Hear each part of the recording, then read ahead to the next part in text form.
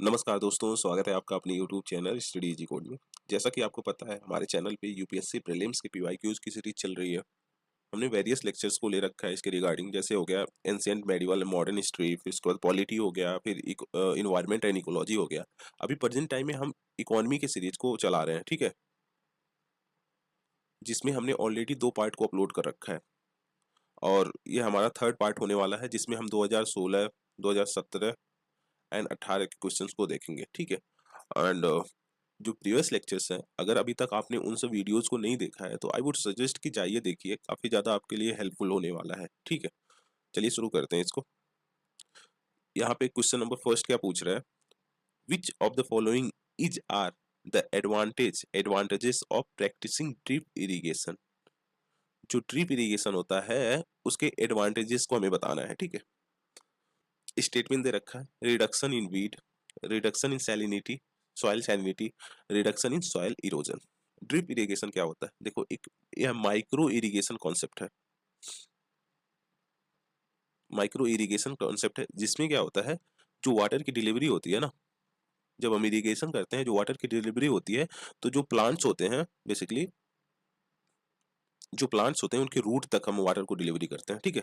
मतलब एक कहीं ना कहीं टारगेटेड वाटर की डिलीवरी करना is called drip irrigation. Basically क्या होता है कि पाइप लगे होते हैं ना, जैसे ऐसे लेट से एक क्यारी बनी हुई है, प्लांट्स इसमें है, तो ये पाइप रहेगा, तो पाइप ऐसे इसमें ऐसे ऐसे इसमें रहेगा, ऐसे छेद रहेगा इसमें से, जो प्लांट्स के जो रूट्स होते हैं ना, वहां तक वाटर को डिलीवर करता है। मतलब एक टारगेटेड वाटर की डिलीवरी होती है इसमें, तो उसी को बोल रहा है ड्रिप इरिगेशन, इसी को बोलते हैं, ठीक है। अब इसमें बोल रहा है उसका क्या एडवांटेज है, आइए देखते हैं।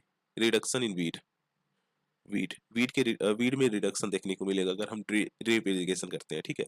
देखो, अगर वाटर की ड्रिप इरिगेशन करते हैं तो इससे क्या होगा, जो प्लांट्स है उन्हीं को बस वाटर की सप्लाई को पूरा इंश्योर किया जाएगा, ठीक है। जो वीड वगैरह, जो खरपतवार होते हैं, उसमें वाटर, मतलब उसमें वाटर कहीं ना कहीं यूटिलाइज ही नहीं होगा, जिसकी वजह से उनका ग्रोथ नहीं होगा, ठीक है। वीड वगैरह का ग्रोथ नहीं होगा, और जो हमारा बेसिकली क्रॉप है, प्लांट्स है, उनका पर्टिकुलरली ग्रोथ होगा। तो इससे कहीं ना कहीं हमें रिडक्शन देखने को मिल सकता है वीड में। जी हाँ, ये हमारा सही है। Reduction in soil salinity, soil salinity, देखो सॉइल सैलिनिटी तो रिड्यूस नहीं होगा इससे, ठीक है। आप खुद सोचो, सॉइल सैलिनिटी कैसे रिड्यूस होगा इससे, अगर हम ड्रिप इरिगेशन करते हैं? नहीं होगा ना, तो वही, ये गलत हो गया हमारा। रिडक्शन इन सॉइल इरोजन, जी हाँ, ये तो सही है। आप ऐसे ही लगा सकते हो, जब टारगेटेड डिलीवरी कर रहे हैं तो सॉइल कैसे इरोजन है, जो कन्वेंशनल मेथड है इरिगेशन के, अगर उसमें हम करते हैं तो जो सॉइल इरोजन होता है ना, वो सिग्निफिकेंट लेवल तक होता है, ठीक है। उसमें सिग्निफिकेंट हमें सॉइल इरोजन देखने को मिलता है, जो कन्वेंशनल इरिगेशन मेथड है। बट जब ड्रिप इरिगेशन बोलते हैं तो माइक्रो इरिगेशन, इस सब कॉन्सेप्ट इसीलिए लाया गया है कि ये सारी चीजों को प्रोटेक्ट किया जा सके, जो सॉइल इरोजन हो रहा है उसे प्रिवेंट किया जा सके, वीट का जो ग्रोथ हो रहा है उसको रिड्यूस किया जा सके, ठीक है। तो इसके अकॉर्डिंग हमारा C will be the right answer. आइए एक्सप्लेनेशन को देखते हैं। देखो देखो, ड्रिप इरिगेशन क्या होता है, ये एक फॉर्म है किसका, इरिगेशन। क्या होता है, जहां वाटर की सप्लाई जो होती है ना, किया जाता है near the plant root through emitters और ड्रिपर्स। जो इमिटर, जैसे स्प्रिंगल होता है, ऐसे ऐसे होता नहीं, स्प्रिंगल वगैरह टाइप का, इमिटर्स एंड ड्रिपर्स के द्वारा, ठीक है। या फिर हो सकता है below below the soil surface, जो सॉइल सरफेस है उसके below, at a low rate varying from 22 to 20 liters per frequent watering help to maintain the optimum level of soil moisture, ठीक है। जो कि मेंटेन, मतलब हेल्प करता है मेंटेन करने के लिए जो ऑप्टिमम लेवल है बेसिकली सॉइल मॉइस्चर का, उसको, ठीक है।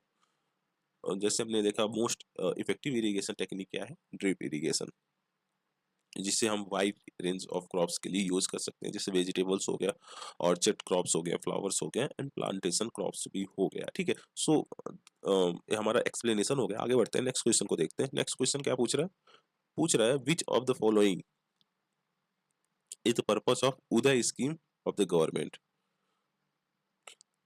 गवर्नमेंट के द्वारा जो उदय स्कीम लाया गया था उसका पर्पज क्या है, बेसिकली हमें यही बताना है, ठीक है।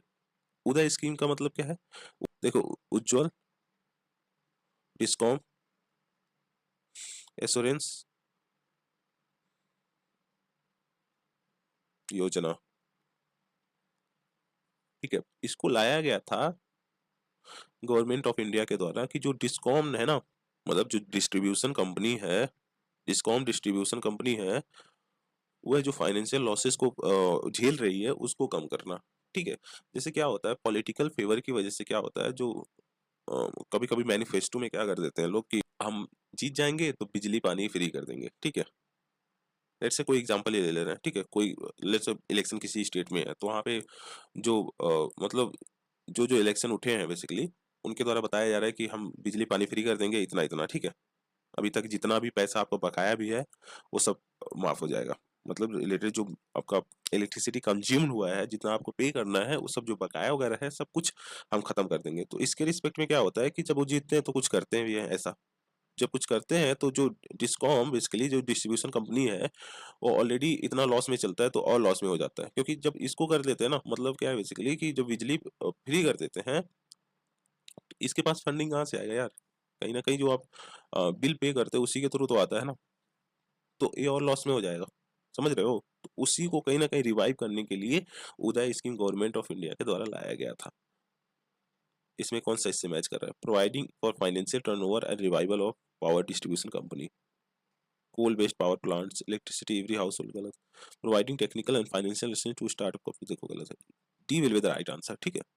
देखो Uday scheme, it is a government of Indian financial recovery and revival package for India's electricity distribution firm, जो डिस्कॉम है बेसिकली, ठीक है। इसका एम है to permanently fix the financial crisis of power distribution industries, जो power distribution industries financial crisis को झेल रहे हैं उसको परमानेंटली फिक्स करना was one of the aim of Uday scheme, ठीक है। ऑब्जेक्टिव क्या है, ऑब्जेक्टिव है इम्प्रूव करना ऑपरेशनल इफिशियंसी ऑफ डिस्कॉम, जो ऑपरेशनल इफिशियंसी है कितना परफेक्ट में वो ऑपरेशन कर पा रहा है उसकी इफिशियंसी को एक तरह से इम्प्रूव करना, जो पावर की कॉस्ट है उसको रिड्यूस करना, ठीक है। फिर उसके बाद जो इंटरेस्ट कॉस्ट है डिस्कॉम का, interest cost of the discom उसको भी रिड्यूस करना, साथ ही साथ enforcing financial discipline on discom through alignment with the state finances, ठीक है। जो फाइनेंशियल डिसिप्लिन है बेसिकली डिस्कॉम को उसको इम्प्रूव करना, उसकी और वह किससे अलाइन होना चाहिए, स्टेट जो फाइनेंस होता है उससे, ठीक है। आइए नेक्स्ट क्वेश्चन को देखते हैं। नेक्स्ट क्वेश्चन क्या बोल रहा है, जो डिस्ट्रिक्ट मिनरल फाउंडेशन है, डिस्ट्रिक्ट मिनरल फाउंडेशंस उसका पर्पज क्या है, ठीक है। What is are the purposes of district mineral foundation in India, उसको बताना है हमें, इसमें से करेक्ट बताना है, ठीक है।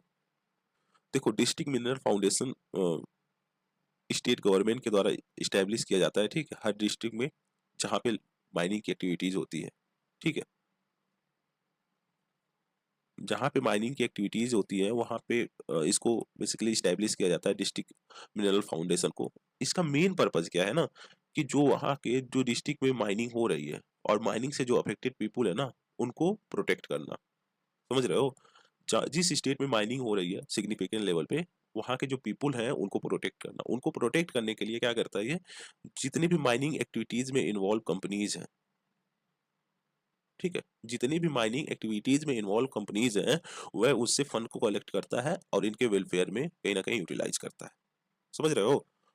माइनिंग जितनी भी कंपनीज हैं जो माइनिंग कर रहे हैं उस एरिया में उनसे पैसे को कलेक्ट करेगा और कहीं ना कहीं जिनको लॉस हुआ है उस एरिया में उनको प्रोवाइड कराएगा सो दैट वह इफेक्टिव लाइफ को जी सके और जो लॉसेस हुए हैं उसको वह कहीं ना कहीं फुलफिल कर पाए, ठीक है।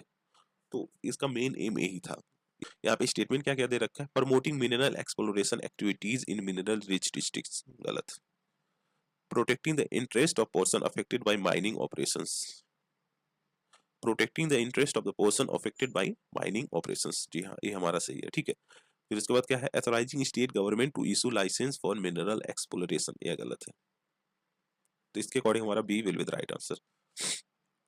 देखो स्टेटमेंट फर्स्ट इनकरेक्ट है, district mineral foundation does not work to promote the mineral exploration activities in mineral rich district, ठीक है।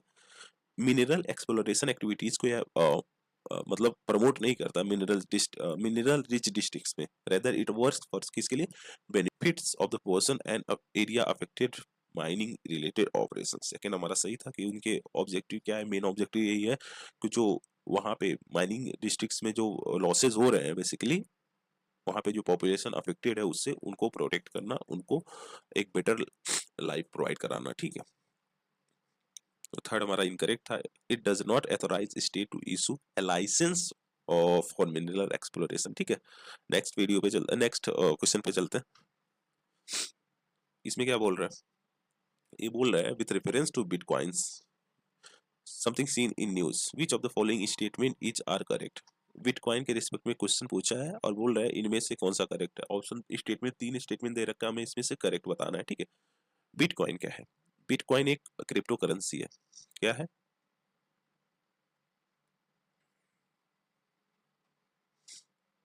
Crypto currency, digital currency. ठीक है, बिटकॉइन एक डिजिटल करेंसी है और उसके रिस्पेक्ट में क्वेश्चन पूछा है, हमें बताना है। देखो, bitcoin are tracked by central bank of the countries. Bitcoin को ट्रैक किया जाता है central bank of the countries. देखो, यही एक मेजर ड्रॉबैक है इसका।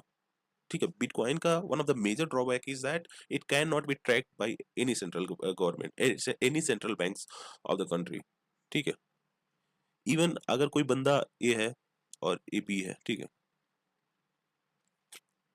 बिटकॉइन अगर इस सेंड कर रहा है ना बी के पास, ना इसकी आइडेंटिटी रिवील हो सकती है ना इसकी आइडेंटिटी रिवील हो सकती है। ठीक है, यहाँ पे कोई बीच में कोई मीडियम नहीं होता। जैसे अभी बैंक होता है ना मीडियम, कि एक बैंक मतलब एक बैंक से दूसरे बैंक में भेज रहा है तो एक मीडियम बैंक है ना।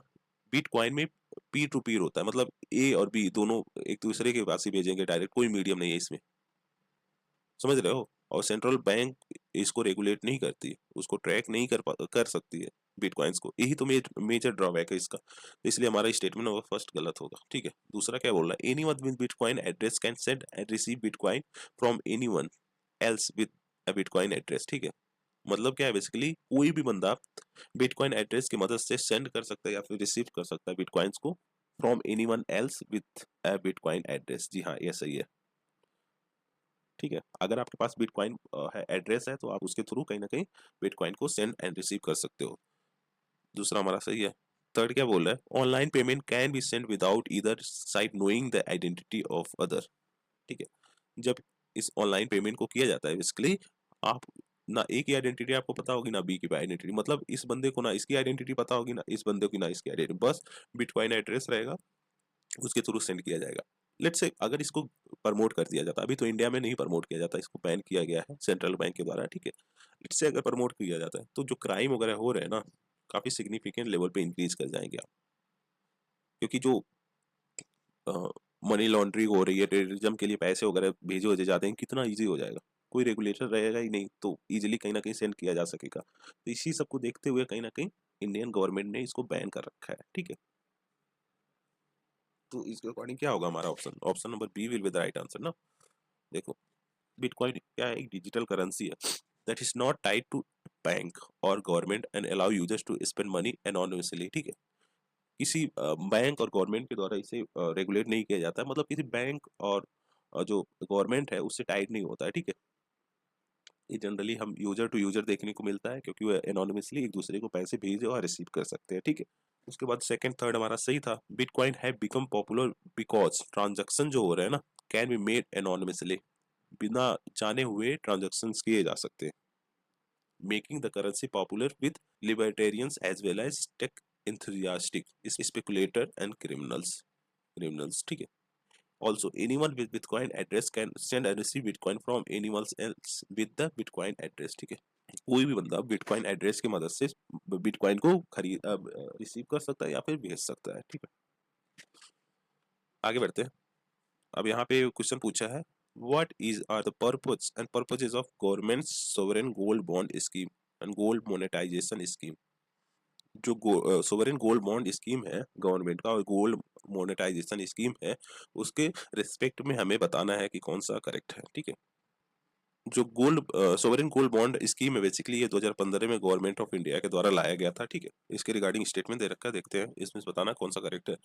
To bring the idle gold lying with Indian household into the economy. ठीक है, बोल रहा जो इंडियन गोल्ड हमारे हाउस होल्ड के पास है, मतलब हाउस होल्ड जितने भी हैं उनके पास जो गोल्ड्स वगैरह पड़े हैं उनको इकोनॉमी में लाना। ठीक है, सेकंड क्या बोला, to promote FDI in golds and jewellery sectors. देखो यार, जो गोल्ड मोनेटाइजेशन स्कीम था इसको इसीलिए लाया गया था कि जो इंपोर्ट वगैरह है ना उसको रिड्यूस किया जा सके, जो गोल्ड्स में इंपोर्ट्स वगैरह हो रहे हैं वो उसको सिग्निफिकेंट लेवल तक रिड्यूस किया जा सके, ठीक है। और जो हमारा गोल्ड ऑलरेडी पड़ा हुआ है उसको इकोनॉमी में लाना, ठीक है। तो ये हमारा गलत हो जाएगा, एफडीआई वगैरह नहीं प्रमोट करता है। थर्ड क्या है, to reduce India's dependence on gold import, जो गोल्ड इंपोर्ट वगैरह हम कर रहे हैं उसकी उस पे डिपेंडेंसी को खत्म करना। जी हाँ, ये सही है, पहला तीसरा हमारा सही होगा, C will be the right answer, ठीक है। The primary objective of these schemes were to reduce India's gold import and bring all the gold laying idle with the individual and household, ठीक है। दूसरा इनकरेक्ट था हमारा, all the schedule commercial bank excluding RRB are eligible to implement the scheme. कौन कौन, जितने भी schedule commercial banks है ना, हम आरआरबी को एक्सक्लूड कर देते हैं, अगर उसमें से बाहर कर देते हैं तो सबको अलाउड है कि ये स्कीम को इम्प्लीमेंट कर सकते हैं, ठीक है।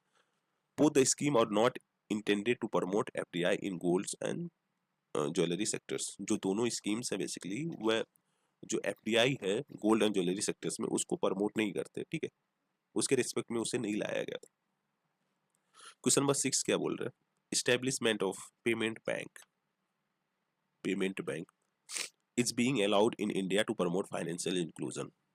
जो पेमेंट बैंक है उस बेसिकली इंडिया में उसको लाया गया था ताकि जो फाइनेंशियल इंक्लूजन है ना उसे प्रमोट किया जा सके, उसे बढ़ाया जा सके। फाइनेंशियल इंक्लूजन का हमने पहले कॉन्सेप्ट समझ रखा है अपने प्रीवियस वीडियोस में, ठीक है।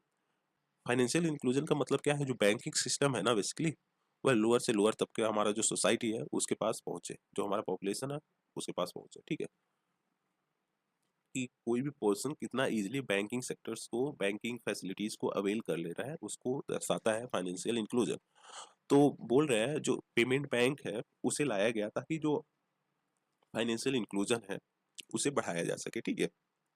अब इसमें पूछा गया है कि which of the following statement is are correct in this context. Statement दे रखा है, हमें इसे बताना है कि कौन सा करेक्ट है इसके रिस्पेक्ट में, पेमेंट बैंक के रिस्पेक्ट में, ठीक है। आइए देखते हैं स्टेटमेंट्स को। Mobile telephone companies and supermarket chains that are owned and control by किसके द्वारा, रेसिडेंट्स के द्वारा, are eligible to be promoters of payment bank. बोल रहे हैं जो मोबाइल टेलीफोन कंपनीज है, फिर उसके बाद जो सुपरमार्केट चेन्स है बेसिकली जो कि किसके द्वारा कंट्रोल और ओन किया जा रहा है, रेसिडेंट्स, जो इंडियन रेसिडेंट्स हैं उनके द्वारा जो कंट्रोल और ओन किया जा रहा है, तो वह एलिजिबल है कि पेमेंट बैंक को वह प्रमोट कर सकते हैं, ठीक है। जी हाँ, हमारा यह सही है, फर्स्ट स्टेटमेंट हमारा सही है। सेकेंड क्या बोल रहा है, payment bank can issue both credit card and debit card. देखो यहाँ गलत है, क्रेडिट कार्ड्स को इशू नहीं कर सकता, ना क्रेडिट कार्ड को इशू कर सकता है, ना लोन वगैरह दे सकता है, ठीक है। तो ये हमारा स्टेटमेंट गलत होगा, डेबिट कार्ड सही है। Payment bank can not undertake lending activities, देखो लोन्स वगैरह को नहीं दे सकता, लेंडिंग एक्टिविटीज को या पेमेंट बैंक प्रमोट नहीं करता, ठीक है।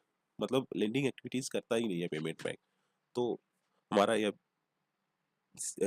थर्ड वाला सही हो गया, तो पहला थर्ड सही है हमारा। पहला क्या है, मोबाइल टेलीफोन कंपनी और जो सुपरमार्केट चेन्स है जो कि रेसिडेंट्स के द्वारा ओन्ड एंड कंट्रोल किए जा रहे हैं वह प्रमोटर्स हो सकते हैं पेमेंट बैंक का। फिर उसके बाद पेमेंट बैंक लेंडिंग एक्टिविटीज को परफॉर्म नहीं करता है, साथ ही साथ पेमेंट बैंक क्रेडिट कार्ड्स को भी इशू नहीं करता, ठीक है। तो इसके अकॉर्डिंग हमारा B will be the right answer. देखो फर्स्ट हमारा करेक्ट था, eligible promoters for payment bank includes mobile phone company, supermarket chain हो गया, पब्लिक सेक्टर एंटिटीज हो गया, फिर उसके बाद रियल सेक्टर कोऑपरेटिव्स हो गए, ठीक है। जो रेसिडेंशियल है, जो रेसिडेंट्स है उन्हीं के रिस्पेक्ट में ये बोल रहा है, ठीक है। फॉरेन इंडिविजुअल्स को प्रमोट नहीं कर सकते। दूसरा इनकरेक्ट था, credit risk is not involve with payment bank, it carry out most banking operation but can not advance loan and issue credit card, ठीक है। Most of the banking operations को जो पेमेंट बैंक है वो perform कर सकता है, but जो लोन एडवांसमेंट की बात होती है, मतलब लोन ग्रांट की बात होती है, फिर उसके बाद क्रेडिट कार्ड की बात होती है ना, तो वो ये सारी एक्टिविटीज को परफॉर्म नहीं करता। स्टेटमेंट नंबर थर्ड हमारा करेक्ट था, as per RBI guideline payment bank are not permitted to engage in lending activities, ठीक है। आरबीआई गाइडलाइन के अकॉर्डिंग जो पेमेंट बैंक्स है ना वह लेंडिंग एक्टिविटीज को परफॉर्म नहीं कर सकते, लेंडिंग एक्टिविटीज में इंगेज नहीं हो सकते, ठीक है। क्वेश्चन नंबर 7 क्या बोल रहा है, इसमें बोल रहा है कि the term core banking solution is something seen in news. Core banking solution हमें रिसेंट टाइम में न्यूज में देखने को मिला है। Which of the following statement best describe this term, ठीक है।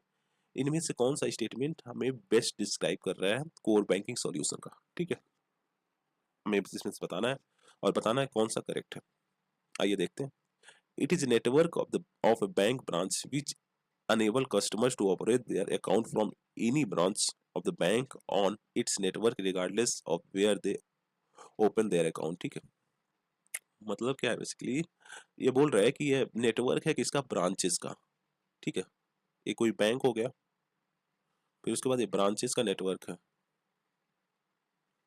जो कि अगर कस्टमर कहीं भी अपना अकाउंट मतलब ओपन कर रहा है, लेट्स से यहाँ पे ओपन कर रहा है, लेट्स से लखनऊ में ओपन कर रहा है, ठीक है, और दिल्ली में फिर वह रह रहा है, तो वह अपना जो अकाउंट है कहीं से भी रेगुलेट कर सकता है, दिल्ली से भी रेगुलेट कर सकता है, अगर बेंगलुरु में रह रहा है तो बेंगलुरु से भी रेगुलेट कर सकता है, कहीं से भी कर सकता है। ठीक है, पहला स्टेटमेंट हमारा सही है, हाँ ऐसा कर सकता है। दूसरा क्या बोला है, it is an effort to increase RBI control over commercial bank through computerisation. गलत है, एफर्ट वगैरह मतलब कोई ऐसा नहीं है, इसका सीन कुछ ऐसा नहीं है कि कमर्शियल बैंक को कंट्रोल करेगा कंप्यूटराइजेशन की मदद से, ऐसा कुछ नहीं है। ऑलरेडी बहुत सारे मीडियम्स है जिसके थ्रू आरबीआई कंट्रोल करता है, एसएलआर, सीआरआर, फिर उसके बाद बैंक रेट, फिर उसके बाद वेरियस मीडियम्स हैं जिसके थ्रू आरबीआई कॉमर्शियल बैंक पे कंट्रोल किया रहता है। ठीक है, थर्ड क्या बोला है, it is a detail procedure by which a bank with huge non-performing asset is taken over by another bank. It is a detailed procedure by which banks with huge non-performing asset NPA जिसे बोलते हैं is taken over by another bank। गलत है, बोल रहा है कि जो कोर बैंकिंग सॉल्यूशन है ये क्या है, एक डिटेल प्रोसीजर है जिसमें क्या होगा, जो बैंक्स नॉन परफॉर्मिंग एसेट से जूझ रहे होंगे, मतलब जिनमें non performing asset significant level का प्रेजेंट होगा, उसे टेक ओवर कर लिया जाएगा अनदर बैंक के द्वारा। ये गलत हमारा स्टेटमेंट। ठीक है, दूसरा तीसरा स्टेटमेंट हमारा गलत है, तो उसके अकॉर्डिंग देखें तो first will be the right answer. उसमें था कि बैंक की जो ब्रांचेज हैं, कहीं भी अगर बंदा कहीं भी अकाउंट को ओपन करा रहा है, अगर वह दूसरे किसी सिटीज में जा रहा है, वहां पे उस बैंक का जो ब्रांचेज है उसके थ्रू भी कहीं ना कहीं अपने बैंकिंग फैसिलिटीज या फिर आप बोल सकते हो जो अकाउंट है उसको ऑपरेट कर सकता है। ठीक है, जैसे अभी क्या होता है प्रेजेंट टाइम में कि जहाँ पे आप बैंक का अकाउंट ओपन कराया, आप अगर लेट से आपको नंबर इसका चेंज कराना है, ठीक है, नंबर आपका गायब हो गया तो नंबर चेंज कराना है, तो आप क्या करोगे, उस ब्रांच में जाओगे, फिर उसके बाद एप्लीकेशन लिखोगे, फिर उसके बाद एक दो क्राइटेरिया और होते हैं, फॉर्म वगैरह फिल करना होता है, केवाईसी फॉर्म वगैरह लगता है, तब फिर उसके बाद आपका नंबर चेंज होता है। बट अगर लेट से आप दिल्ली में हो, लखनऊ की बात कर रहा हूँ, ठीक है, अगर आप दिल्ली में हो फिर उसके बाद लखनऊ आओगे, ऐसे करोगे नहीं, ऐसा नहीं है। आप वहाँ के लेट से एसबीआई का ही है, एसबीआई के ब्रांच में जाओगे, हाँ, आप वहाँ पे इस सिचुएशन को बताओगे, वहाँ पे फॉर्म फिल करोगे, वहाँ पे भी आपका अकाउंट का जो भी दिक्कत रहेगी उसे रिजॉल्व कर दिया जाएगा। ठीक है,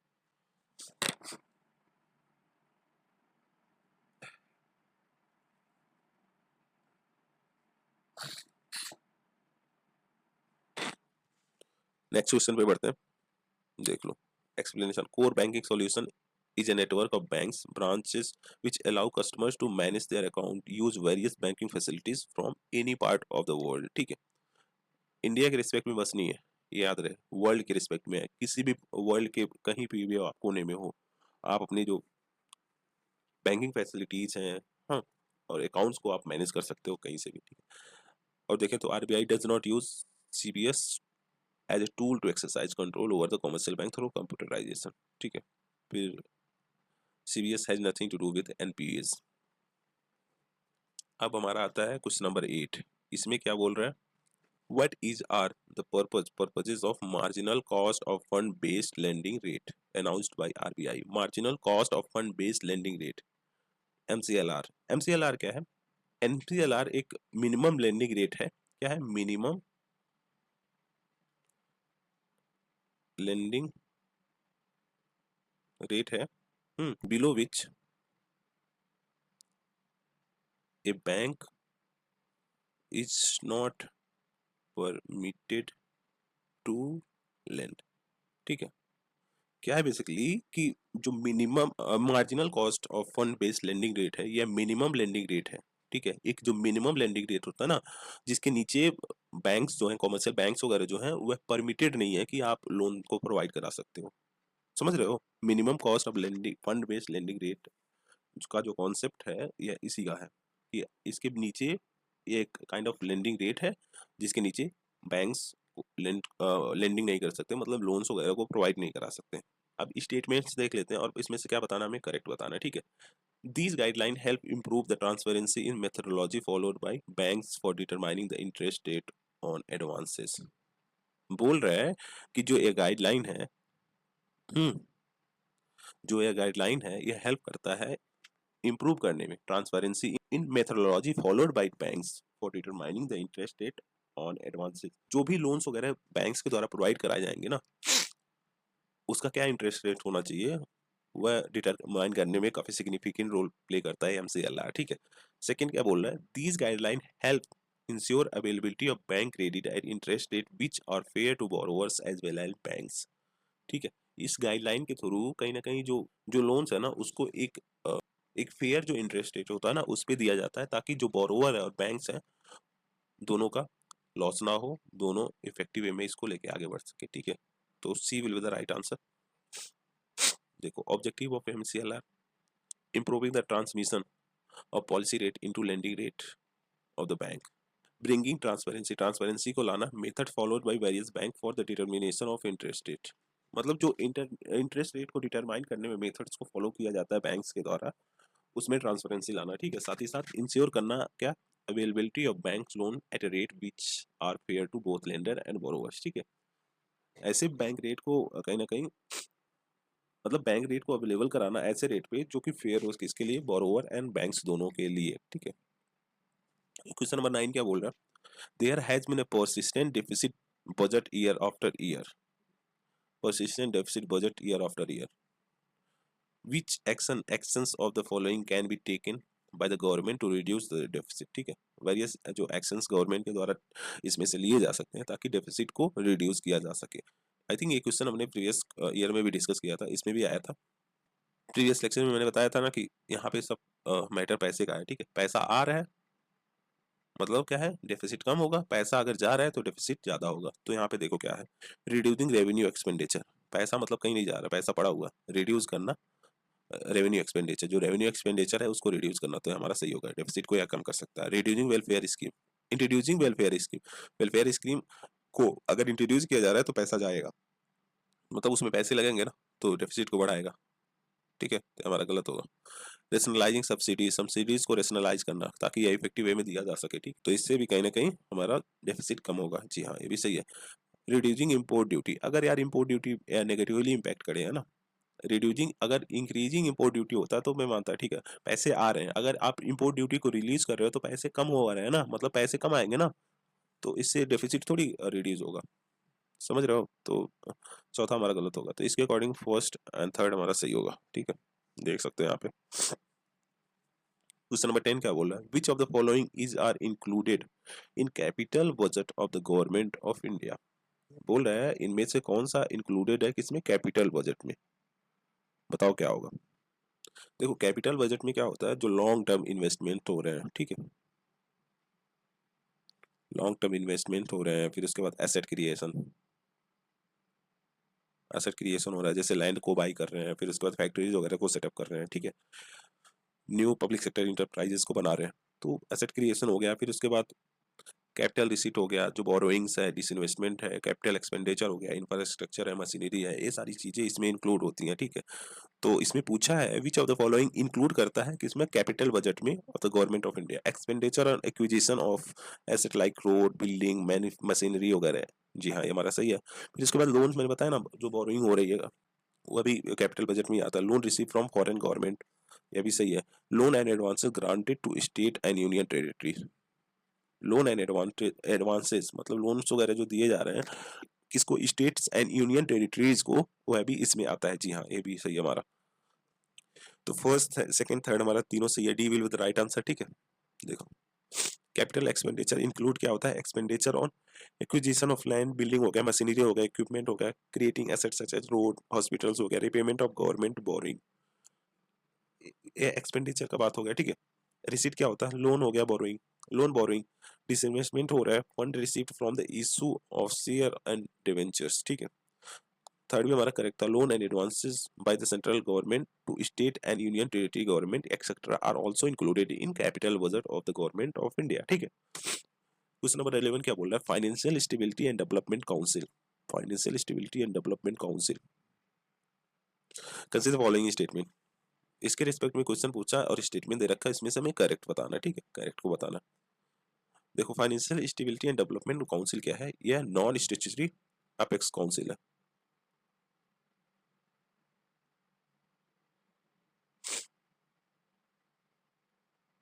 ठीक है, नॉन स्टैट्यूटरी अपेक्स काउंसिल है और किसके अंडर आता है, मिनिस्ट्री ऑफ फाइनेंस के अंदर। ठीक है, जो रघुराम राजन कमेटी था 2008 में, 2008 में जो रघुराम राजन कमेटी था उसके द्वारा प्रपोज किया गया था इसको बनाने के लिए। ठीक है, FSDC को। आइए एक्सप्लेनेशन को देख सकते हैं। It is organ of NITI Aayog. देखो नीति आयोग 2015 में आया था, 2016 में आई थिंक आया था। ठीक है, जो कि रिप्लेस किया था प्लानिंग कमीशन को, और इसे सेटअप किया गया था 2010 में। 2010 में इसे सेटअप किया गया था। ठीक है, तो हमारा फर्स्ट स्टेटमेंट गलत हो गया। It is headed by union finance minister. जी हाँ, इसे यूनियन फाइनेंस मिनिस्टर के द्वारा हेड किया जाता है, ये मिनिस्ट्री ऑफ फाइनेंस के अंदर ही आता है। ठीक है, it monitor micro prudential supervision of the countries. ठीक है, माइक्रो प्रूडेंशियल सुपरविजन करता है, मतलब पूरे ओवरऑल कंट्री में जो बेसिकली इकोनॉमी से रिलेटेड एक्टिविटीज हो रही है उसको सुपरविजन करता है। जी हाँ, ये सही है हमारा। ठीक है, C will be the right answer. आइए एक्सप्लेनेशन को देखते हैं। Financial stability and development council under the chairmanship of union finance minister was set up by government as apex level forum दिसंबर 2010 में। ठीक है, इसलिए हमारा स्टेटमेंट नंबर फर्स्ट गलत है। चेयरमैन फाइनेंस मिनिस्टर होते हैं। दूसरा स्टेटमेंट सही था। तीसरा क्या था, council monitors micro prudential supervision of economy which includes functioning of large financial conglomeration. ठीक है, आइए नेक्स्ट क्वेश्चन को देखते हैं। क्वेश्चन नंबर 12 क्या बोल रहा है, which of the following describe the term import cover something seen in news. हाँ, इम्पोर्ट कवर को न्यूज में देखा गया है, इसका मतलब क्या है बेसिकली, इसका मतलब है कि कितने मंथ तक आप इंपोर्ट्स को फाइनेंस कर सकते हो जितना आपका फॉरेक्स रिजर्व बचा है। मतलब क्या है बेसिकली, ऐसे देखो कि आपके पास कितना फॉरेक्स रिजर्व है जो कि कितने मंथ तक आप इंपोर्ट्स को फाइनेंस कर सकते हो। समझ रहे हो? चलो कोई बात नहीं, अलग वे में जैसे आपके पास एग्जांपल के तौर पे ले सकते हो कि आपके पास 10 महीने का फॉरेक्स रिजर्व बचा है। ठीक है, आपका 10 महीने का फॉरेक्स रिजर्व बचा है, तो इसका मतलब क्या है, आपके पास आपका जो इंपोर्ट कवर होगा वह 10 मंथ होगा। ठीक है, जो आपके पास 10 महीने का फॉरेक्स रिजर्व बचा है जो कि इंपोर्ट्स को 10 महीने तक कवर कर सकता है। ठीक है, जितने भी इंपोर्ट्स हो रहे हैं उसको 10 महीने तक कवर कर सकता है, तो आपका इंपोर्ट कवर 10 महीने होगा। ठीक है, आइए स्टेटमेंट को देखते हैं। It is ratio value of import of gross domestic product of a country. नहीं, गलत। It is total value of imports of a country in a year. गलत। It is a ratio between value of export and the imports between two countries. गलत। It is a number of months of imports that could be paid for by a country international reserve। ठीक है, month हम imports that could be paid by a country international reserve में basically उसके respect में पूछा है। ठीक है, तो हमारा D will be the right answer. देखो, import cover serves as a crucial currency stability indicator. It measures the number of months of the money available in the national banks to cover the cost of import and stock of foreign exchange reserve in terms of month of retained import of goods at the end of the year। ठीक है, it is a number of months of import that could be paid by a country international reserve। सही है, जी हाँ, समझ आ गया होगा। आगे बढ़ते हैं, नेक्स्ट क्वेश्चन को देखते हैं। In the context of which of the following do you something find the term amber box। Blue box हो गया, ग्रीन बॉक्स हो गया, एम्बर बॉक्स हो गया, ब्लू बॉक्स हो गया, ग्रीन। WTO से रिलेटेड है, वर्ल्ड ट्रेड ऑर्गेनाइजेशन अफेयर्स से। ठीक है, देखो WTO jargon domestic agriculture subsidies और डिनोटेड बाय बॉक्सेस, जैसे ग्रीन बॉक्स हो गया, एम्बर बॉक्स हो गया, ब्लू बॉक्स हो गया। ठीक है, आपने इकोनॉमी में पूरा पढ़ा ही होगा, आप इसको देख सकते हो। क्वेश्चन नंबर 14 क्या बोल रहे हैं, with reference to international monetary fund and financial committee. जो international monetary and financial committee है IMF कंसीडर फॉलोइंग स्टेटमेंट, उसके रिस्पेक्ट में क्वेश्चन पूछा है, आपको बताना है कौन सा करेक्ट है। ठीक है, बोला है जो IMF discuss matter of concern affecting the global economy and advise the international monetary fund on the direction of its work. ठीक है, या किस मैटर्स को डिस्कस करता है, उस मैटर्स को डिस्कस करता है जो कि कंसर्न रखते हैं किसका, ग्लोबल इकोनॉमी से। ठीक है, जो कि ग्लोबल इकोनॉमी को अफेक्ट कर रहे हैं, और एडवाइस किसको करता है, IMF Indian international monetary fund को, ताकि वह डायरेक्शन को दे, सो दैट जो ग्लोबल इकोनॉमी है जो कि किसी पर्टिकुलर काइंड ऑफ सिचुएशन से जूझ रहा है उससे उसको डील किया जा सके। जी हाँ, हमारे ऐसा ही है, फर्स्ट स्टेटमेंट हमारा सही है। ठीक है, फिर सेकंड क्या बोल रहा है, world bank participate as an observer in जो international monetary and financial committee meeting है उसमें, ठीक है। क्या वर्ल्ड बैंक पार्टिसिपेट करता है जो ऑब्जर्वर? जी हाँ, ये भी सही हमारा, तो C will be the right answer, ठीक है। International monetary and financial committee advise and report to IMF board जो होता है of governors on the supervision and management of international monetary and financial system, ठीक है। इसके द्वारा कहीं ना कहीं एडवाइस और रिपोर्ट किया जाता है किसको? जो आईएमएफ बोर्ड ऑफ गवर्नर्स होते हैं उनको, किसके एवज में? Supervision and management of international monetary and financial system. Although it lacks formal decision making authority, हालांकि जो मॉनेटरी IMFC है वो फॉर्मल डिसीजन मेकिंग अथॉरिटीज को लैक करता है। In practice it has developed into key tools for providing strategy direction to work and policy of IMF, ठीक है। Second correct था हमारा। Number of international institution including world bank हो गया participate as observer इन IMFC meetings, ठीक है। Question number 15 क्या बोला है? India's ranking in ease of doing business index is something seen in news, which of the following has declared that ranking, ठीक है। Ease of doing business मतलब कितना easily आप किसी पर्टिकुलर कंट्री में बिजनेस को कर सकते हो, उसको कहीं ना कहीं दर्शाता है। उसमें पूछा इनमें से कौन सा ऑर्गेनाइजेशन बेसिकली रिलीज करता है ease of doing business index, तो यह वर्ल्ड बैंक के द्वारा किया जाता है। Ease of doing business is published by world bank, ठीक है। अदर रिपोर्ट्स जो वर्ल्ड बैंक के द्वारा पब्लिश किया जाता है, रेमिटांस रिपोर्ट हो गया, यूनिवर्सल हेल्थ कवरेज रिपोर्ट हो गया, सर्विस ट्रेड रिस्ट्रिक्शन रिपोर्ट हो गया, ईज ऑफ लिविंग इंडेक्स भी इसी के द्वारा रिपोर्ट किया जाता है, ठीक है। ग्लोबल इकोनॉमिक पर्सपेक्टिव रिपोर्ट ये भी इसी के द्वारा किया जाता है। वर्ल्ड डेवलपमेंट रिपोर्ट ये भी इसी के द्वारा किया जाता है। ह्यूमन कैपिटल इंडेक्स को भी वर्ल्ड बैंक के द्वारा किया जाता है, ठीक है। तो ये हमारा 2016 का क्वेश्चन कंप्लीट हो गया। अब हम 2017 के क्वेश्चंस को देखते हैं। इसमें क्वेश्चन नंबर फर्स्ट क्या बोल रहा है? देखो बोल रहा है which of the following has occurred in India after liberalization of economic policy in 1991। LPG जो रिफॉर्म आया था 1991 में, ठीक है, उसके बाद क्या हमें देखने को मिला इसमें, हमें करेक्ट बताना है। देखो, share of agriculture in GDP increased enormously. बोल रहा है कि जो शेयर है एग्रीकल्चर का जीडीपी के रिस्पेक्ट में काफी ज्यादा सिग्निफिकेंटली इंक्रीज कर गया है। उस टाइम पे था 35%, अभी 18% पे अटका हुआ है। इंक्रीज हुआ है? नहीं, गलत है। Share of India's export in world trade increase. जी हाँ, जो इंडिया का एक्सपोर्ट है बेसिकली वर्ल्ड में वह इंक्रीज हुआ है। जी हाँ, ये हमारा सही है। FDI inflow increased. जी हाँ, FDI का भी इनफ्लो हमारे कंट्री में सिग्निफिकेंट लेवल पे इंक्रीज कर गया है, ठीक है। India's foreign exchange reserve increase enormously. जी हाँ, ये भी सही है क्योंकि हम लगभग $700 बिलियन पार कर चुके हैं फॉरेक्स रिजर्व में, ठीक है। तो दूसरा दूसरा तीसरा चौथा तीनों सही है। फर्स्ट वाला गलत है क्योंकि उसमें डिक्रीज देखने को मिला है सिग्निफिकेंट लेवल पे, अभी तो 18% तक अटका हुआ है, ठीक है। देखो 18 बोल रहा था, only 15% of GDP, down from 29 19। देखो 35 था, कहीं 35 लिखा हुआ है, कहीं 29 लिखा हुआ है, क्या बता। 18% अगर देखे तो अभी 18% बेसिकली, ठीक है। दूसरा करेक्ट था। India is seen as a successful exporter of IT software, auto part हो गया, टेक्सटाइल हो गया, इंजीनियरिंग गुड्स हो गया इन रिफॉर्म पीरियड।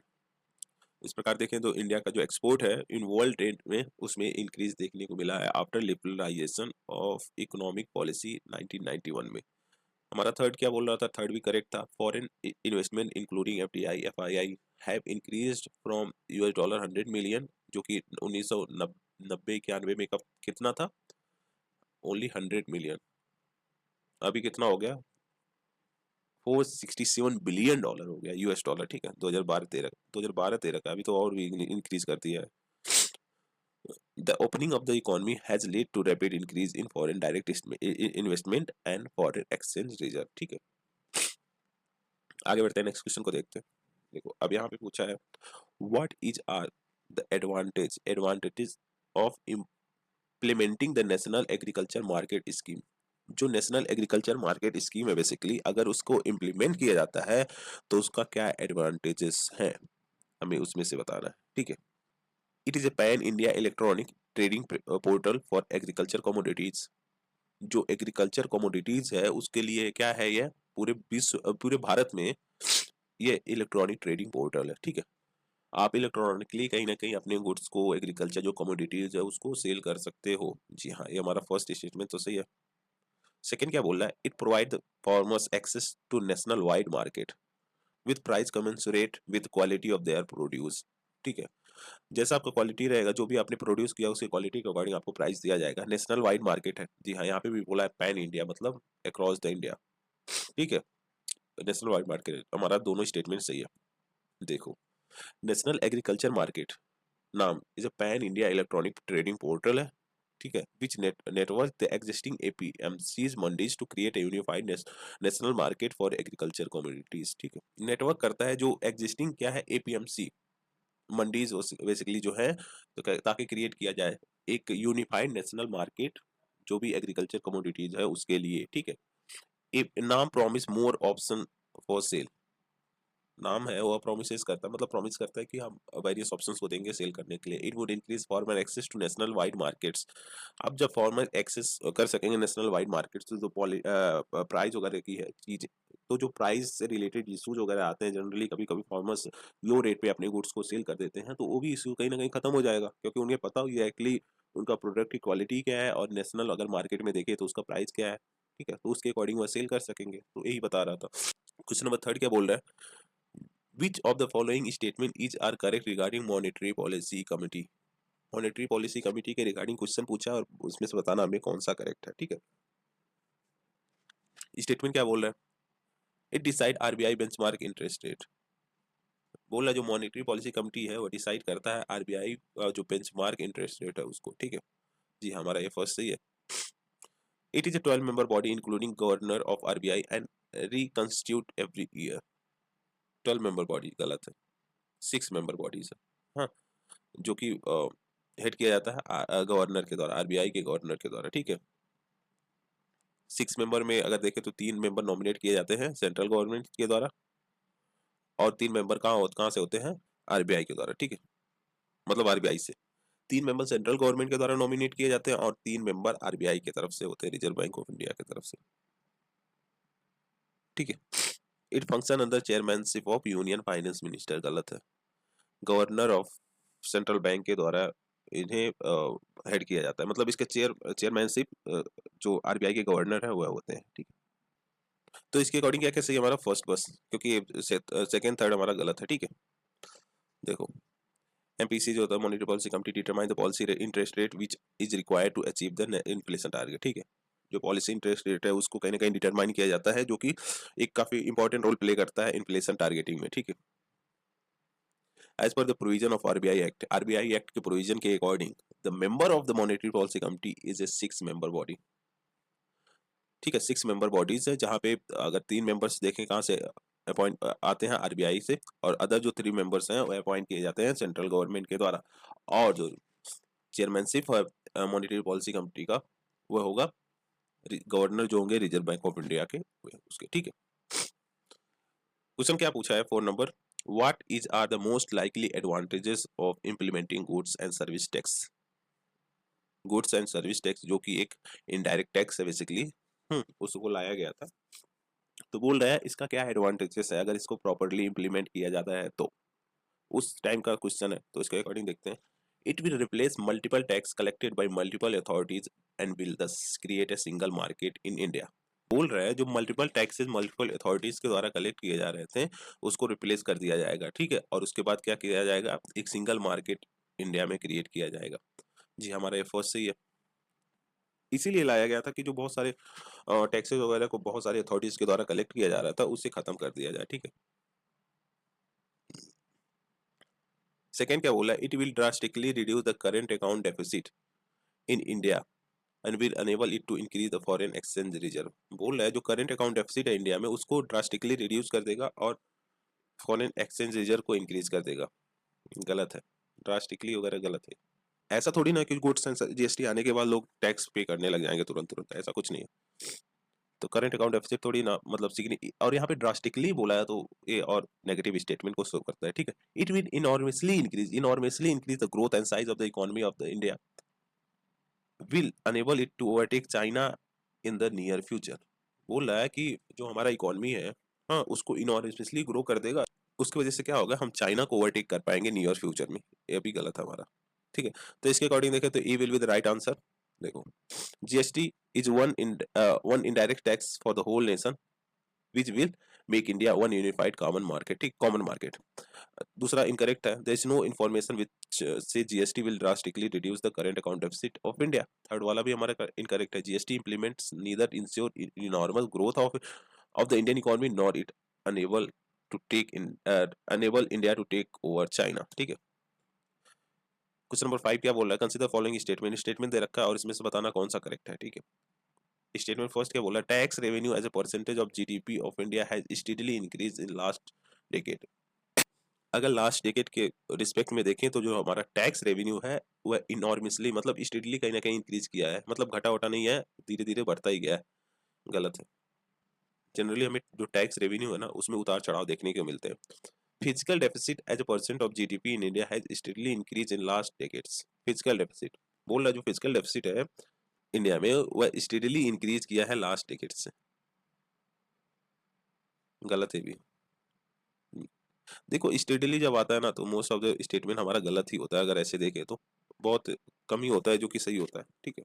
तो इसके अकॉर्डिंग हमारा D will be the wrong right answer. देखो service tax, personal income tax, corporation tax have been reduced in the recent past to boost aggregate demand, ठीक है। एग्रीगेट डिमांड को boost करने के लिए जैसे सर्विस टैक्स हो गया, पर्सनल इनकम टैक्स हो गया, कॉर्पोरेशन टैक्स हो गया, इसे रिड्यूस किया गया है। So as to protect the economy from the global recession, इसलिए किया गया था ताकि जो ग्लोबल रिसेशन आ रहा है बेसिकली उससे इकोनॉमी को प्रोटेक्ट किया जा सके, ठीक है। जिसकी वजह से हम बोल सकते हैं कि जो टैक्स कलेक्शन है उसमें स्टेडीली इंक्रीज नहीं देखने को मिल सकता। ऑब्वियसली जब टैक्स ही नहीं आएगा तो स्टेडीली इंक्रीज कहां से देखने को मिलेगा, टैक्स रेवेन्यू नहीं बढ़ेगा। सेकंड हमारा गलत था, physical deficit as a percentage of GDP in India has not steadily increase in last decade. Question number 6 क्या बोल रहा है, with reference to national intellectual right property right policy, जो national intellectual property right policy है basically उसको consider करना और क्या बताना इसमें से करेक्ट। बोल रहा है it iterates India's commitment to Doha development agenda and TRIPS. बोल रहा है कि रिट्रेट्स करता है क्या इंडिया का जो कमिटमेंट है बेसिकली किसके रिस्पेक्ट में, डोहा एग्रीमेंट एजेंडा और जो ट्रिप्स के रिस्पेक्ट में है उसको, ठीक है। जी हाँ, हमारा फर्स्ट स्टेटमेंट सही है। फिर उसके बाद दूसरा क्या बोल रहा है, department of industrial policy and promotion, जो डिपार्टमेंट है इंडस्ट्रियल पॉलिसी एंड प्रमोशन का is a nodal agency for regulating intellectual property right in India. मतलब क्या है बेसिकली कि जो डिपार्टमेंट है इंडस्ट्रियल पॉलिसी एंड प्रमोशन उसके द्वारा कहीं ना कहीं जो इंटेलेक्चुअल प्रॉपर्टी राइट है इंडिया में उसको रेगुलेट किया जाता है। जी हाँ, ये भी हमारा सही है, C will be the right answer. देखो national intellectual property right was introduce as India's commitment to इसका Doha development agenda, trade negotiation round of जो डब्ल्यूटीओ का था एंड जो ट्रिप्स एग्रीमेंट है। It is a international legal agreement between the member nations of WTO, जो world trade organisation के member nations है, हाँ, to provide strong protection for intellectual property right. Strong protection को कहीं ना कहीं प्रोवाइड कराना जो इंटेलेक्चुअल प्रॉपर्टी राइट्स है उसके रिस्पेक्ट में, ठीक है। कब आया था, 1995 जनवरी 1 जनवरी 1995 में इफेक्ट में आया था। सेकेंड था डिपार्टमेंट ऑफ जो इंडस्ट्रियल पॉलिसी एंड प्रमोशन है DIPP, इसके द्वारा कहीं ना कहीं रेगुलेट किया जाता है जो भी इंटेलेक्चुअल प्रॉपर्टी राइट्स है उस, ठीक है। तो ये हमारा 2017 का क्वेश्चन खत्म हो गया, अब 2018 पे आते हैं, ठीक है। इसके फर्स्ट क्वेश्चन को देखते हैं। बोल रहा है increase in absolute and per capita real GNP gross national product does not connote the higher level of economic development if, मतलब बोल रहा है कि अगर इंक्रीज देखा जा रहा है absolute and per capita real GNP में तो ये हायर इकोनॉमिक डेवलपमेंट को शो नहीं करता। अगर क्या है, industrial output fail to keep the pace with agriculture output. बोल रहा है जो इंडस्ट्रियल आउटपुट है ना वह मैच नहीं कर पा रहा है एग्रीकल्चर आउटपुट के उससे, ठीक है। Agriculture output fail to keep with pace with industrial output, ये भी गलत है, दोनों गलत है। पॉवर्टी एंड अनएम्प्लॉयमेंट इंक्रीज, देखो ये सही है। अगर पॉवर्टी एंड अनएम्प्लॉयमेंट इंक्रीज कर रहा है ना तो जो इंक्रीज है absolute and per capita real GNP में वह एक higher level of economic development को शो नहीं करेगा, ठीक है। देखो it is possible that increase in absolute and per capita gross national product will only reflect the economic growth of a small portion of the society, leaving the rest of the population in poverty and unemployment, ठीक है। This because concept of real income per capita GDP is not able to capture the true picture of non-monetary social indicators. जो non-monetary social indicators हैं उसके true pictures को capture नहीं करता है, ठीक है. Thus the increase in absolute and per capita real GNP does not connote the higher level of क्या economic development if poverty and unemployment increase. अगर poverty unemployment increase हो रहा है तो उससे कहीं ना कहीं जो absolute and per capita GNP है वो एक हायर इकोनॉमिक ग्रोथ को, हायर इकोनॉमिक डेवलपमेंट को शो नहीं करेगा, ठीक. क्वेश्चन में सेकंड क्या बोल रहा है, देखो, consider the following statement. Statement दे रखा है, हमें बताना है इसमें से कौन सा करेक्ट है, ठीक है. फर्स्ट क्या बोला है, the quantity of imported edible oil, मतलब जो खाने योग्य ऑयल होता है, एडिबल ऑयल होता है, is more than domestic production of edible oil in last 5 year. मतलब क्या बोल रहा है कि जो हम इंपोर्ट कर रहे हैं एडिबल ऑयल, हाँ, वह ज्यादा कर रहे हैं एज कम्पेयर टू जो हमारा डोमेस्टिक प्रोडक्शन है उससे, ठीक है. मतलब हमारा डोमेस्टिक प्रोडक्शन कम हो रहा है एज कम्पेयर टू जितना हम इंपोर्ट कर रहे हैं. कितने साल में, लास्ट 5 ईयर्स में अगर देखें तो. उसके रिस्पेक्ट में 2000 अगर 18 क्वेश्चन है तो 18 के रिस्पेक्ट में देखें तो क्या है कि हम ज्यादा इंपोर्ट्स को ज्यादा ऑयल्स को इंपोर्ट कर रहे हैं एडिबल ऑयल को एज कम्पेयर टू जितना हमारा डोमेस्टिकली प्रोड्यूस नहीं हो रहा है, ठीक है. जी हाँ, हमारा ऐसे ही है. The government does not impose any custom duty on all the imported edible oil as a special case.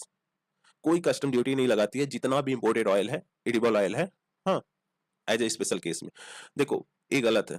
जो डोमेस्टिक, बेसिकली डोमेस्टिक प्रोडक्शन है, जो फार्मर्स इसको प्रोड्यूस कर रहे हैं, उनके सेफगार्ड के लिए गवर्नमेंट कस्टम ड्यूटी को इम्पोज करते हैं. वेरियस एडिबल ऑयल्स हैं उस पे कस्टम ड्यूटी को गवर्नमेंट ऑफ इंडिया के द्वारा इम्पोज किया जाता है, ठीक है. तो हमारा इसके अकॉर्डिंग द फर्स्ट स्टेटमेंट सही है. बस आइए एक्सप्लेनेशन को देखते हैं. देखो फर्स्ट क्या बोल रहा है, फर्स्ट स्टेटमेंट हमारा सही है. देखो, India occupy the prominent position in the world oil seed industry, ठीक है. अगर हम वर्ल्ड ऑयल सीड इंडस्ट्री में देखें तो इंडिया एक प्रोमिनेंट पोजीशन को ऑक्यूपाई किया है. कंट्रीब्यूशन कितना है, around 10% in world wide production. अगर वर्ल्ड वाइड प्रोडक्शन में देखें तो यह कंट्रीब्यूट करता है about 10%. But demand of edible oil जो है ना, extracted from oil seed in addition to palm oil is significantly higher than domestic production. समझ रहे हो, जो डिमांड है एडिबल ऑयल का अगर हम देखें इंडिया में, वो हाइयर है जो डोमेस्टिकली प्रोड्यूस हो रहा है उससे, ठीक है. Leading to dependence on import. कितना परसेंट, 60% रिक्वायरमेंट हमारा इंपोर्ट के थ्रू पूरा होता है, ठीक है. सेकेंड था, government impose custom duty on edible oil safeguard the interest of domestic oil crushing industries. जो डोमेस्टिक ऑयल क्रशिंग इंडस्ट्रीज है बेसिकली उनके इंटरेस्ट को सेफगार्ड करने के लिए क्या करती है गवर्नमेंट, गवर्नमेंट सेफगार्ड ड्यूटीज को इम्पोज करती है जो एडिबल ऑयल्स होते हैं उन पे, ठीक है. The duty on two major edible oil, namely जो क्रूड सनफ्लावर सीड ऑयल है और crude canola and crude canola rapeseed हो गया, मस्टर्ड है, उसमें 25% का, while the crude soybean oil है अट्रैक्ट 30% ड्यूटीज, ठीक है. क्वेश्चन नंबर थर्ड बोल रहा है, consider the following statement. Statement दे रखा है, हमें कंसीडर करना और बताना है. Cabinet committee on economic affairs has announced minimum support price for which of the above. इनमें से किसमें मिनिमम सपोर्ट ऑफ प्राइस का बेसिकली अनाउंस किया गया है, किसके द्वारा, cabinet committee on economic affairs के द्वारा, हमें बताना है, ठीक है. अरेका नट गलत है. बार्ले, जी हाँ. Coffee, coffee minimum support price के अंदर नहीं आता है. फिंगर मिलेट, जी हाँ सी है. ग्राउंड नट, ये भी हमारा सही है, ठीक है. ग्राउंड नट सी है. सिसमम, ये भी हमारा सही है. टर्मरिक, टर्मरिक नहीं आता. तो हमारा कौन कौन सा आता है, बार्ले आता है, ठीक है. फिंगर मिलेट आता है, फिर उसके बाद ग्राउंड नट आता है, सिसमम आता है, ठीक. दूसरा, चौथा, पांचवा, छठवां, ठीक है. इसमें देख सकते हैं एमएसपी किसको किसको कवर करता है. पैडी हो गया, राइस हो गया, वीट हो गया, ज्वार हो गया, बाजरा हो गया, मेज हो गया, रागी हो गया, फिंगर मिलेट जिसे बोलते हैं, ठीक है. बार्ली हो, ग्राम हो गया, तुर हो गया, मूंग हो गया, उर्द हो गया, सुगर केन हो गया, ग्राउंड नट हो गया, सोयाबीन हो गया, सनफ्लावर सीड हो गया, रेप सीड हो गया, मस्टर्ड हो गया, कॉटन, जूट, टोबैको. इन सब कहीं ना कहीं क्रॉप्स को यह इंक्लूड करता है एमएसपी, मिनिमम सपोर्ट प्राइस, ठीक है. क्वेश्चन नंबर 4 क्या बोल रहा है, कंसीडर फॉलोइंग स्टेटमेंट. क्या बताना है, correct. Capital education ratio, capital education ratio is the amount that bank have to maintain in the form of their own fund to offset any loss that bank incur if the account holder fail to repay dues. ठीक है, बोल रहा है कि capital education norm क्या है कि bank अपने पास रखता है कुछ सेविंग को, कुछ अमाउंट को वह अपने पास रखता है ताकि अगर फ्यूचर में कभी जो अकाउंट होल्डर्स हैं वो अपना ड्यू को रिपे नहीं कर पा रहे हैं बेसिकली, तो बैंक लॉस फेस ना करे, ठीक है.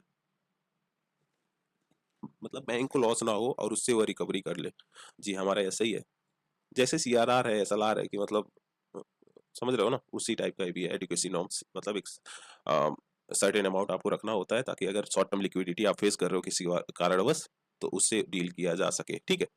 C A R decided by each individual bank, नहीं, सेंट्रल बैंक के द्वारा किया जाता है। सेंट्रल बैंक हमारा क्या है? आरबीआई, आरबीआई के द्वारा इसे डिसाइड किया जाता है, ठीक है। फर्स्ट हमारा सही है बस।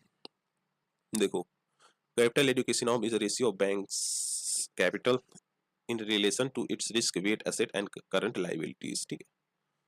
सी ए आर डिसाइडेड बाय किसके द्वारा? Central bank. अब यहाँ पे पूछा है which one of the following statement correctly describe the meaning of legal tender money. Legal tender money क्या होता है? जो सबके सबके द्वारा एक्सेप्ट किया जा सके, ठीक है। मनी पैसा हो गया, मतलब क्या है? करेंसी हो गया कोई, ठीक है। इंडियन करेंसी है, इंडिया में कहीं भी आप ले जाओगे उसको एक्सेप्ट कर लिया जाएगा। तो ऑप्शन नंबर बी हमारा सही होगा। Money which a creditor is under compulsion to accept in settlement of his claims, ठीक है। जो क्रेडिटर है बेसिकली वो एक्सेप्ट करे जो सेटलमेंट है इसका क्लेम का, ठीक है। देखो, legal tender is a legal tender is a official medium of payment recognized by law which the creditor is obligated to accept towards repayment of its debt, ठीक है। क्वेश्चन नंबर 6 क्या पूछा है? Consider the following statement, statement दे रखा, हमें correct बताना इसमें से, ठीक है। आइए समझते हैं इसको। स्टेटमेंट फर्स्ट देखते हैं। Reserve bank of India manages service government of India security but not state government securities. क्या बोल रहा है? जो रिजर्व बैंक ऑफ इंडिया है वह मैनेज करता है सेंट्रल गवर्नमेंट सिक्योरिटीज को, ठीक है। जो सेंट्रल गवर्नमेंट है उसकी सिक्योरिटीज को मैनेज करता है, बट स्टेट गवर्नमेंट की जो सिक्योरिटीज होती हैं उसको कहीं ना कहीं उसके द्वारा मैनेज नहीं किया जाता है। क्या सही है? नहीं, गलत है। दोनों को, सेंट्रल प्लस स्टेट गवर्नमेंट, दोनों के सिक्योरिटीज को यह देखता है, ठीक है। Treasury bill are issued by the government of India and there is no treasury bill issued by the state government. जी हाँ, ये हमारा करेक्ट है ऑप्शन, ठीक है। ट्रेजरी बिल जो होता है, जो कि शॉर्ट टर्म के लिए होता है, शॉर्ट टाइम पीरियड के लिए होता है बेसिकली, ठीक है। उसको गवर्नमेंट ऑफ इंडिया के द्वारा इशू किया जाता है, जबकि ट्रेजरी बिल स्टेट गवर्नमेंट के द्वारा इशू नहीं किया जाता है। Treasury bill less than 1 year, ठीक है, 1 ईयर, लेस देन 1 ईयर्स के लिए यूज बेसिकली इशू किया जाता है आरबीआई के द्वारा गवर्नमेंट की तरफ से, ठीक है। तो ये हमारा सही है। फिर उसके बाद क्या है? यह डिस्काउंटेड प्राइस पे भी इशू किया जाता है। Treasury bill are issued at discounted from the par value, ठीक है। जैसे 1000 रुपये ट्रेजरी बिल का वो है तो इसको 900 पे किया जाएगा, 950 पे किया जाएगा, ठीक है, 850 पे किया जाएगा, मतलब डिस्काउंटेड प्राइस पे किया जाता है बेसिकली। तो हमारा कौन सा? दूसरा तीसरा सही है। पहला गलत है क्योंकि आरबीआई सेंट्रल एंड स्टेट दोनों गवर्नमेंट्स के सिक्योरिटीज को कहीं ना कहीं मैनेज करता है, ठीक है। देखो, फर्स्ट गलत है। RBI is a debt manager for both central government and state government, ठीक है। दूसरा सही हमारा। ट्रेजरी बिल और मनी इंस्ट्रूमेंट, क्या money instrument? A short term debt instrument issued by government of India and are presently issued 3 tenure में, tenure में, ठीक है। 91 डेज, 182 डेज और फिर 364 डेज के लिए। तीसरा हमारा करेक्ट था। Treasury bill are issued at the discounted from the par value known as face value, जो उसका फेस वैल्यू है उसके उससे डिस्काउंटेड उस पर किया जाता है, ठीक है। जैसे अगर $1000 है तो उसे 950 में ही बाई किया जाएगा, ठीक है।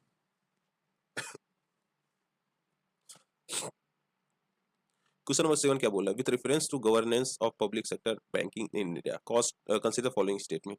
Governance of public sector banking जो है इंडिया में, उसके रिगार्डिंग क्वेश्चन पूछा और हमें करेक्ट बताना है, ठीक है। बता रहे हैं क्वेश्चन स्टेटमेंट फर्स्ट क्या बोल रहा है? Capital infusion into public sector bank by government of India has steadily increase in last decades. जो कैपिटल इन्फ्यूजन है, मतलब जो पैसे दिए जा रहे हैं किसको? पब्लिक सेक्टर बैंक्स को गवर्नमेंट ऑफ इंडिया के द्वारा, वह इंक्रीज कर गया है अगर हम जो डाटा देखें लास्ट डेकेड्स का। तो क्या सही है? गलत है, ठीक है। इंक्रीज तो हुआ बट यहाँ पे स्टेडली बोल रहा है, स्टेडली इंक्रीज नहीं देखने को मिला, ठीक है। उतार चढ़ाव लगे होते हैं इसमें।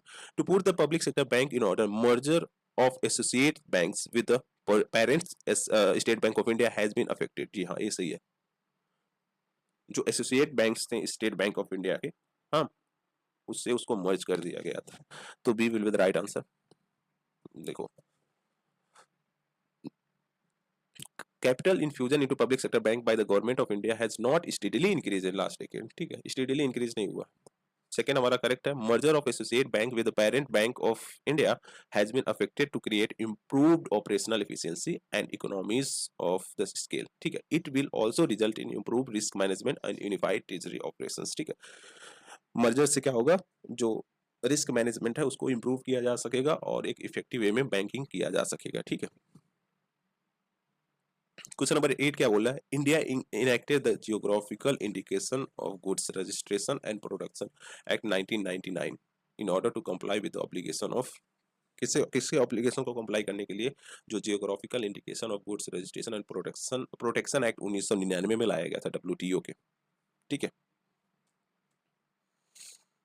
अब काफी लंबा इंफॉर्मेशन, आप इसको पढ़ सकते हो। अब यहाँ पे बोल रहा है कंसिडर फॉलोइंग स्टेटमेंट, हमें क्या बताना है? करेक्ट बताना है। Human capital formation as a concept is better experience in term of process which enables, बोल रहा है ह्यूमन कैपिटल जो फॉर्मेशन का कॉन्सेप्ट है, उसके रिस्पेक्ट में कुछ स्टेटमेंट दे रखा है और उसमें बताना है कि कौन सा करेक्ट है।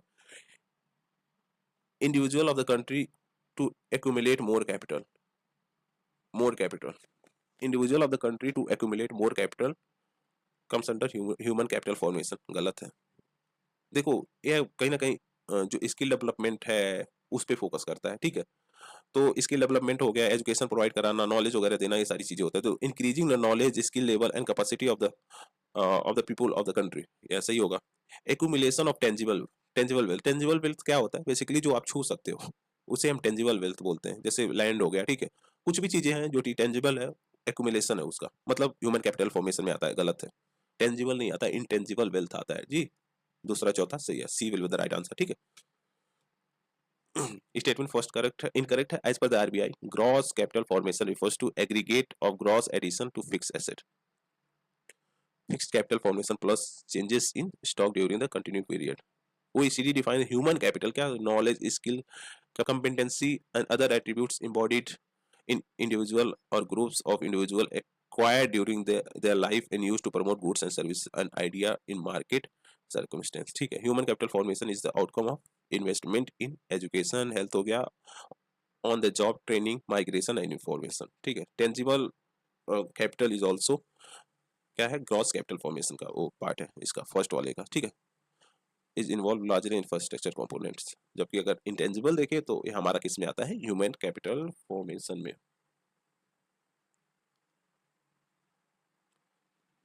ठीक है, आगे बढ़ते हैं, नेक्स्ट क्वेश्चन को देखते हैं। क्वेश्चन नंबर 10 क्या बोला? Despite being the high saving economy, capital formation may not result in significant increase in output due to, बोला है despite being a high saving economy, capital formation may not result in significant increase in output due to, जो capital formation है वह significantly increase नहीं कर सकता है अगर हम देखें आउटपुट के रिस्पेक्ट में, ठीक है। तो किसकी वजह से होगा? वीक एडमिनिस्ट्रेटिव मशीनरीज, गलत है। इलिटरेसी, गलत है। हाई पॉपुलेशन डेंसिटी, गलत है। हाई कैपिटल आउटपुट रेशियो, जी हाँ, हाई कैपिटल जो आउटपुट रेशियो है उसकी वजह से, ठीक है। देखो कैपिटल फॉर्मेशन क्या होता है? Intel building of the national actual capital stock, in other words अगर देखें तो capital creation Intel creating new capital goods, जैसे हो गया फैक्ट्रीज, मशीनरीज हो गया, टूल्स हो गया, इलेक्ट्रिसिटी हो गया, ट्रांसपोर्ट इक्विपमेंट, ये सारी चीजें कहीं ना कहीं हमारा कैपिटल स्टॉक में आता है, ठीक है। कैपिटल आउटपुट रेशियो क्या होता है? Its serve as a measure for the proportional increase in capital formation needed to produce the increase in capital output ratio is the measure to capital required for the producing 1 unit of output, ठीक है। If capital to output ratio is high, जो capital है output ratio के respect में अगर वह high है, then capital formation may not result the significant increase in output, ठीक है। तो उसकी वजह से क्या होगा? जो कैपिटल फॉर्मेशन है बेसिकली वह एक सिग्निफिकेंट आउटपुट के रिस्पेक्ट में उभर कर नहीं आएगा बाहर, ठीक है। मतलब एक जो सिग्निफिकेंट इंक्रीज देखने को मिलेगा आउटपुट के रिस्पेक्ट में वह नहीं देखने को मिलेगा, ठीक है। अब क्वेश्चन नंबर 11 को देख लेते हैं। If a commodity is provided free to the public by the government, then अगर कोई कमोडिटी है उसको फ्री ऑफ कॉस्ट प्रोवाइड किया जा रहा है पब्लिक को, इसका मतलब क्या है? इसका मतलब है कि जो अपॉर्चुनिटी कॉस्ट होता है ना उसे ट्रांसफर कर दिया जा रहा है, कहां से? From the consumer of the product to tax paying, ठीक है। जो कंज्यूमर है बेसिकली प्रोडक्ट का, उससे ट्रांसफर करके जो टैक्स पेइंग है उस पे कहीं ना कहीं ट्रांसफर कर दिया जा रहा है, क्योंकि अदर पर्सन कुछ करे बिना ही फ्री ऑफ कॉस्ट जो कमोडिटीज है उसको एक्सेस कर पा रहा है, ठीक है। तो इसी वजह से अब यहाँ पे देख सकते हो अपॉर्चुनिटी कॉस्ट रिप्रेजेंट क्या करता है? Benefits an individual investor in business Mrs out on when the choosing one alternate over another, ठीक है। मतलब एक अल्टरनेट को आप चूज कर रहे हो जिसकी वजह से दूसरा जो बेस्ट अल्टरनेट है उसको आप मिस आउट कर दे रहे हो, ठीक है। तो उसको हम अपॉर्चुनिटी कॉस्ट बोलते हैं। If a commodity is provided free to the public by the government then the opportunity cost किसके ट्रांसफर होगा, ट्रांसफर हो जाएगा from the consumer of the product to tax paying public, ठीक है। जो टैक्स पेइंग पब्लिक है उसके ऊपर कहीं ना कहीं ट्रांसफर हो जाएगा, अगर हम देखें तो जो क्या है अपॉर्चुनिटी कॉस्ट, ठीक है। तो ये हमारा हो गया 2018 का क्वेश्चन, ठीक है। काफी होलिस्टिक वे में हमने इसको डिस्कस कर लिया। अब 2019 का हम नेक्स्ट 2019, 20 और 21 का नेक्स्ट पार्ट में लेके आएंगे, ठीक है। अभी 2 पार्ट में हमारा वीडियो आने वाला है। तो आई होप आपने इस सेशन को एंजॉय किया होगा। अगर कोई भी आपकी क्वेरी रहती है तो आप जरूर कमेंट सेक्शन में पूछें, ठीक है। और हम कोशिश करेंगे सबका रिप्लाई देने का, ठीक है। Thank you for watching, please do like share and subscribe. Thank you guys.